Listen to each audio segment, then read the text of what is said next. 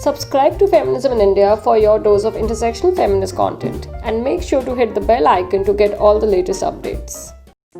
Did you know the agriculture sector employs 80% of the economically active women in India?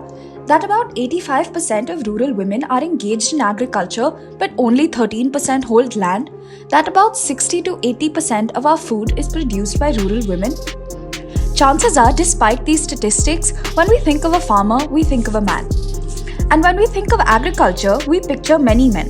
While we hear loud and significant uproar about the abysmal state of farmers in India, we completely forget about women farmers. This National Women's Farmers Day, let's learn about those whose labour has been largely invisible to us.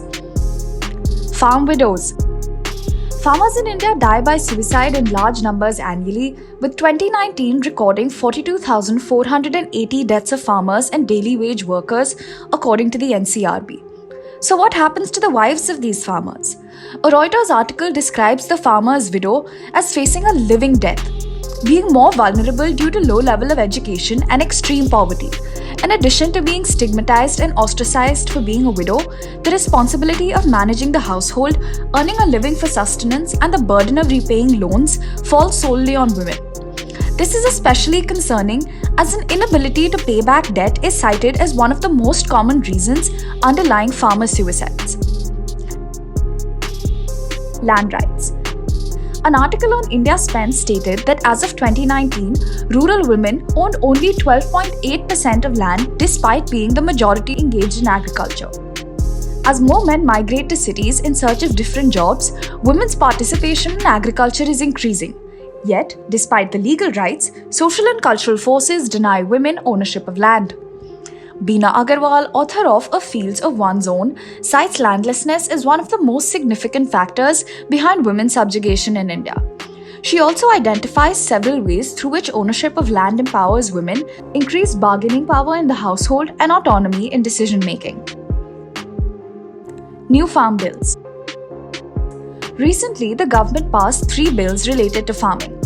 Farmers Produce Trade and Commerce Promotion and Facilitation Bill, Farmers Empowerment and Protection Agreement on Price Assurance and Farm Services Bill, and Essential Commodities Amendment Bill. Among proposals of farmers selling their produce outside of mandis and doubling of farmers' incomes, one key agreement enables farmers to engage with agribusiness companies, retailers, exporters for service and sale of produce, while giving the other farmers access to modern technology. This possibility of terms being dictated by powerful private firms and the fact that farmers' representatives were not consulted caused Punjab Chief Minister Captain Amrinder Singh in an opinion piece to predict that the bills would throw small farmers to big sharks. Perhaps the most important criticism of the bills are that they were passed amid large-scale protests by farmers without any discussion in the parliament.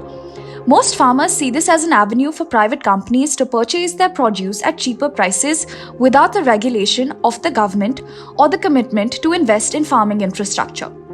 This potential exploitation, combined with the vulnerability of women farmers, may exacerbate their already difficult conditions.